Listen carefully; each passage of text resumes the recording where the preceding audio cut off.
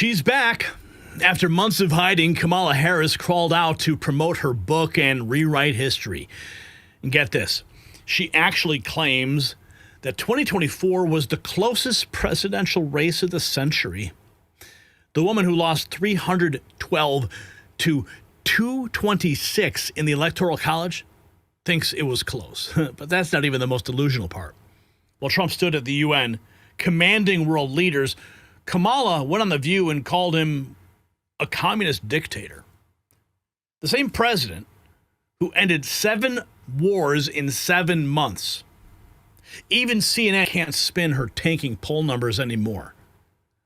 What she said next proves she learned absolutely nothing from her crushing defeat, so you need to hear this. Now, let me ask you something. If you built up $100,000 or more in investments, do you really want it all riding on the stock market? Think about it. Banks, billionaires, even entire countries loading up on physical gold and silver. Why? Because when markets swing, real assets hold their value. That's why I want to tell you about Noble Gold Investments. They make it simple to own investment-grade gold and silver, the same kind big players are buying. And you can actually hold it in your hand, put it safely in your retirement account. You've worked hard to build your wealth. Isn't it time you protected it? Noble Gold is family-owned, trusted by thousands, and ranked number one in gold IRAs 4 years in a row. Their precious metal specialists are standing by to answer your questions and walk you through every step. Simple, safe, and easy. Visit nextnewsgold.com today. That's nextnewsgold.com. It's time to protect what you have built. Or call that number on the screen, 877-646-5347. So Kamala Harris is back on the scene. She's trying to sell a book, trying to maintain some level of relevance. And of course, the first stop she goes is on The View. Now, we haven't had any View clips here in a while, so this is a good time to bring them out for you. Colin Rugg posted this a couple hours ago. Kamala Harris appears to think she almost beat President Trump in 2024, says it was the closest presidential race in history. And as you heard me say, Harris lost the Electoral College by 312 to 226. Lost the popular vote by over 2 million votes. For president, if you have to pin it down to one thing, what was the primary reason, do you think, that you lost? there are many factors, I think, that played into the outcome of that election. But I think probably one of the biggest in my mind is we just didn't have enough time. You didn't have enough time. We didn't have enough time. Oh, yeah. Well, you didn't. And, you know, I mean, one of the reasons I wrote the book is this is unprecedented. Think about this. Yeah. That there's a race for president of the United States. The current sitting president is running for re-election. 3.5 months from the election, he decides not to run. The sitting vice president then takes the mantle. They ousted Biden. They gave him the boot. Okay, this whole thing was manufactured. Against a former president of the United States who had been running for 10 years with 107 days until the election. And by the way, another piece of what is unprecedented and a bit historical. And that's why they should have just left Biden in. They should have left him in. But they knew he wouldn't last. I mean, look now, Biden has cancer. He still can't even navigate a stage. Biden is complete disaster. About that race, it is the closest presidential race in the 21st century in terms of the outcome. Wow. The closest. You know, say that again, because he likes to say over and over again he's got a mandate. And that's part of why I wrote this book, because history will talk about this race. Oh, yes, it will. It is part of American history. And it was important to me that when history is written, that my voice be present about what that experience is. If you have to... I hate to break it to you, Kamala, but you are going to be erased from history. See, the history books are going to relegate you to a footnote.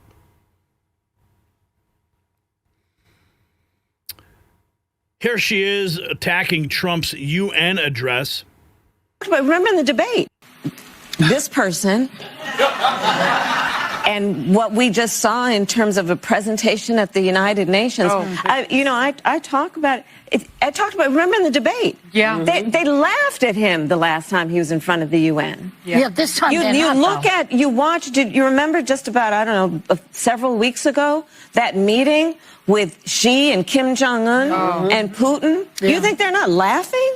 Oh, they are. As they create a new axis of partnership, what's happening? You bring people into the Oval Office. I have spent a lot of time in the Oval Office. I have spent time in the Oval Office with the president, receiving our allies and our friends from around the world. And consistently, we have seen Donald Trump bring people into the Oval Office, be they a United States governor or the head of a state of a friendly nation, and embarrass them and ridicule and demean them. That is not what a president does. This individual who occupies our White House right now.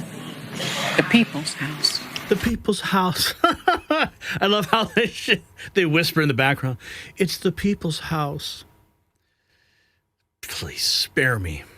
Has decided that he will be an emperor in his mind who will demonstrate his power by demeaning and belittling and making people feel small. But this is... President Trump is a leader, and that's something you'll never be, Kamala. Something you will never be. Here she is on MSNBC promoting her book. And she says Trump is a communist dictator. And a tyrant. We used to compare the strength of our democracy to communist dictators. That's what we're dealing with right now in Donald Trump. And these titans of industry are not speaking up. A tyrant. We used to compare the strength of our democracy to communist dictators. That's what we're dealing with right now in Donald Trump. Unbelievable, man. CNN, though, reports that Kamala Harris' favorability rating has plunged since the election. Favorable ratings. I would just say that if you want a messenger to go against Donald Trump, you can do far better as Democrats than Kamala Harris. What are we talking about here? Well, let's take a look at her net favorable ratings nationwide. You know, back in October of 2024, she was at -5 points. Not exactly great, but pretty close to the zero mark, right? Pretty close to even. But now, down under she goes. She's at -13 points. That's an 8-point drop. Since the general election among the overall electorate, she is not well liked at this particular point. The American people, they don't want this. They don't want her. And get this, she's 37 points underwater with independents. If you can't win independents, you can't win the election. And the bottom line is, with those in the center of the electorate, those who are the most up for grabs, she is way, way, way underwater. She is definitely swimming with the fishes. So she's swimming with the fishes. Megyn Kelly says she's not even trying to sell her book anymore. Mark Halperin on Kamala Harris back, rambling about joy and getting slammed by Democrats as she starts her book tour. But in retrospect, it was really recklessness to allow him to make the decision. It shouldn't have been a personal call. Maddow's trying to say, okay, so this is why, you didn't actually raise this with him, but you would have liked to. And here is how that answer went. Satya. You said to President Biden that you did not think he should run again. Yeah, or even that he should question whether it's a good idea. But I think that, one of the reasons I wrote this book, Rachel, is there are actually a number of reasons. One that it is unprecedented, right? To your point of what you said in your opening, we had a president of the United States. That's exactly what she said on The View. Funny how she's got her talking points perfectly rehearsed. Running for re-election, 3.5 months from the election, decides not to run. The sitting vice president enters the race against a former president of the United States who's been running for 10 years with 107 days to go. And it ended up being the closest presidential election in the 21st century. And there was so much about those 107 days that for me, and this is really a behind-the-scenes look at those 107 days, was about seeing people who seemingly had nothing in common coming together by the thousands. Oh, my God. With a level of optimism and, dare I say, joy about the possibilities for America. And I hope to remind people about that light that people brought to it, and to remind people that that light is still there. And we can't let that be extinguished by an election or the individual who's in the office right now. This She still got it. light of mine, I'm going to let it shine. I'm not going to let the dictator blow out this light of mine. Please. Still got it. No one's better at the word salad. Please, I would like a light vinaigrette. I've watched the interviews knowing I was coming on to talk to you, and it wasn't difficult for me to anticipate which sound bites you would pick. And her failure to stand up to the parts of the book that actually were honest or provocative, and to just go with, as you said, just a bunch of filler. Yes. It's like whatever the opposite of book selling 101 is. That's what this is. She's like, she's not even trying to sell the book anymore. She's trying to go back to as if she was just a candidate and just run out the clock with word salad. Yes, that's so well. Run out the clock. I guess we've got a page here from the book. Kamala Harris opening quotes to her book, 107 Days. The amount of energy necessary to refute bullshit is an order of magnitude bigger than to produce it. Alberto Brandolini. The next quote, I got loyalty inside my DNA. I was born like this. Kendrick Lamar. Give me a break. Give me a break. Stephen Smith going scorched earth on Kamala Harris over her new book. Who cares what she has to say? He says. You wanted to show who cares what she has to say at this particular moment in time. I hope the book is successful.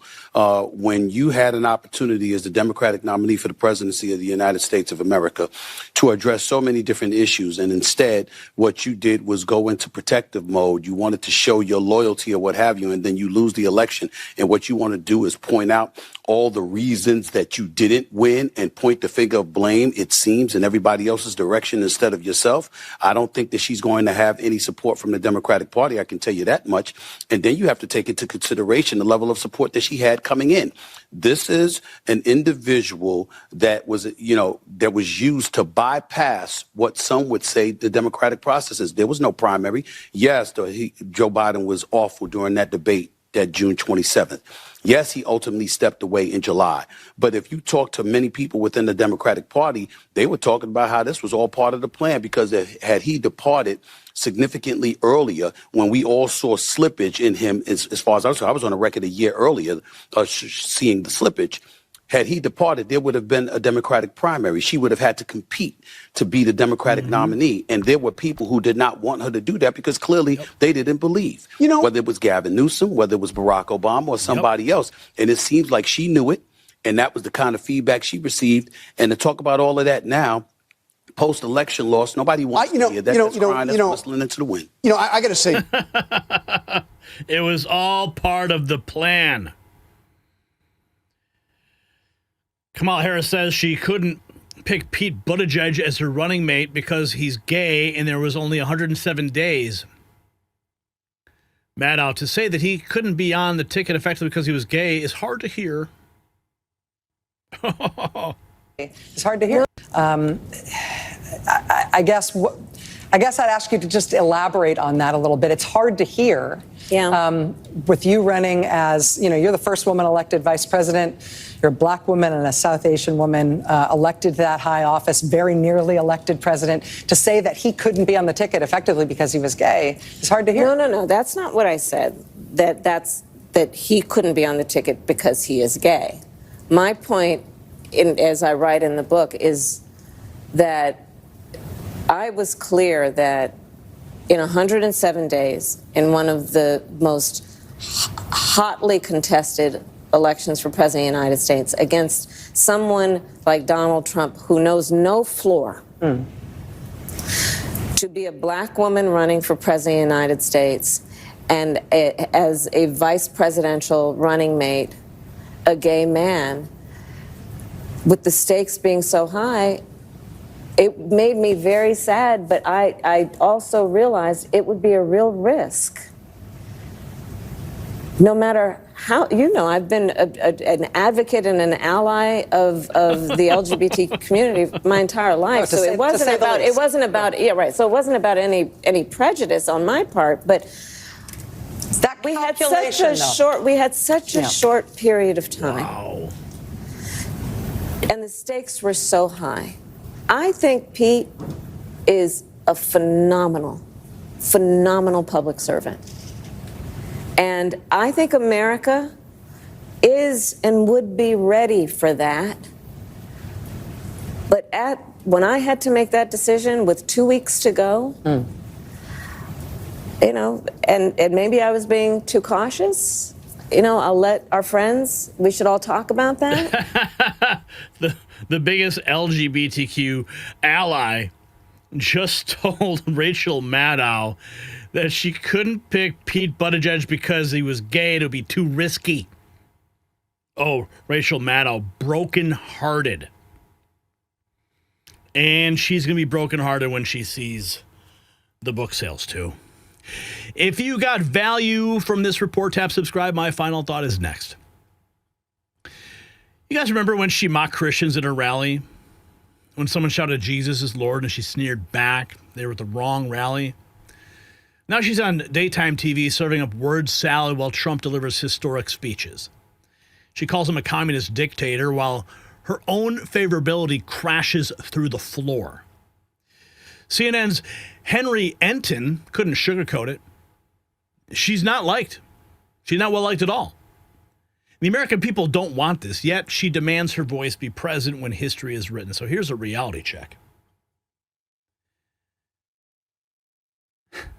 History already wrote her story. She lost decisively. While Trump ends wars and confronts global corruption, Kamala clings to book tours and bitter delusions, and the contrast couldn't be clearer. Trump acts, Kamala whines. America chose strength over weakness. So here's a question. Do you think that Kamala will ever accept that she lost fair and square? Yes or no? Let me know in the comments. And represent your values with gear at shop.nextnewsnetwork.com.